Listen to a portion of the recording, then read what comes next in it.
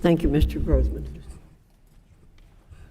Hi, Ms. Jayapal, you're recognized for 5 minutes. Thank you, Madam Chair, and thank you to our witnesses for being here today.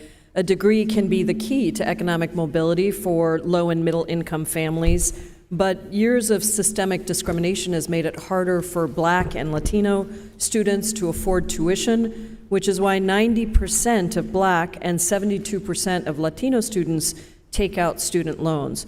For a whole host of reasons, these communities struggle to repay, with Black borrowers being 5 times more likely to default than white borrowers. All students, including Black and Latino, could realize the full benefits of a degree if we eliminate cost barriers for all of those who want to go to trade school or college. But to fully address those disparities, Congress should take steps to ensure that post-secondary programs don't leave students in a worse economic position. Dr. Cellini, I was moved by the testimony that you submitted, including in the need for accountability, where you focus on for-profit colleges, in particular for-profit schools. For-profit schools are notorious for abusing taxpayer funds and peddling ineffective degree programs. We can learn a lot about a program's effectiveness by looking at default rates for socially disadvantaged students. So how likely is a Black or Latino student to default at a 4-year for-profit college? Well, some of the best data on default rates by race and institution type is done by Judy Scott Clayton, and she looks at data on student default over 12 to 20 years, so long-term patterns that other data can't get at. And she finds that about 58% of Black students who ever attended a for-profit college defaulted on their loans within 12 years. And then that number was 41% of Hispanic students were defaulting on their loans within 12 years. Now, we have to compare those default rates to default rates for Black and Latino students who have never attended a for-profit and how they fare at other four-year colleges. So do you know what those rates are? Yeah, from her paper, what I'm remembering is that the rate for Black students in the never for-profit category who had not attended them, that rate was cut about in half, about 28%.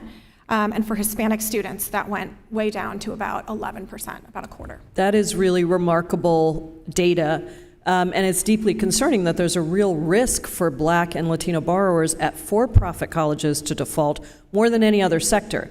I also find it alarming considering that for-profit colleges enroll nearly twice as many Black students as public colleges, and a disproportionate share of Latino students, despite being more likely to have them default. Why are students of color overrepresented at for-profit colleges? Well, one big reason is that for-profits can spend a lot of money on advertising and recruiting.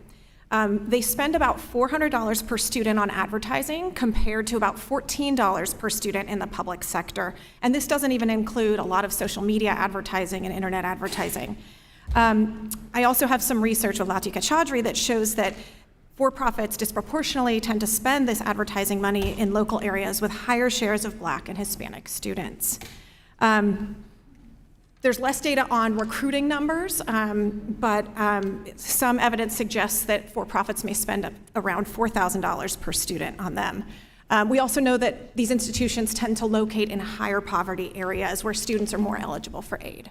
So for-profit colleges are aggressively marketing specifically to low-income Black and Latino students, and on average, for-profits spend $400 per student on commercials compared to public colleges spending just $14 per student.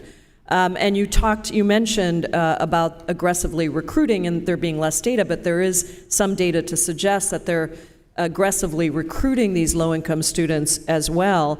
For-profits are clearly aware that their programs fail low-income Black and Latino students, but they're aggressively marketing to them because they want the federal student aid dollars, which is really disturbing. And I'm glad that the Department of Education finalized the gainful employment rule to ensure that students are better off than having a high school diploma. But what can Congress do to better protect students from predatory recruitment and economic devastation? Well, one thing that I think Congress could do is to really require disclosure of things like advertising, recruiting, marketing, and lobbying expenditures of institutions, and make that separate from student services in data sources like the iPads so that we can actually take a look at what colleges are spending. They might also consider restrictions on the use of Title IV funds for those types of activities. But really, I think the new GE proposal is incredibly important, and I would also think about, if Congress is thinking about expanding the Pell Grant program, to really make sure that that's not extended to very low-value, short-term programs, potentially in the for-profit sector, so to be careful of the risk.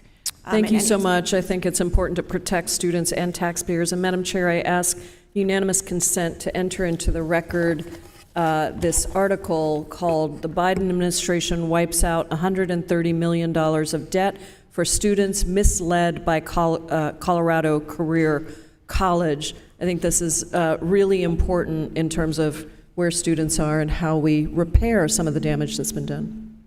Without objection.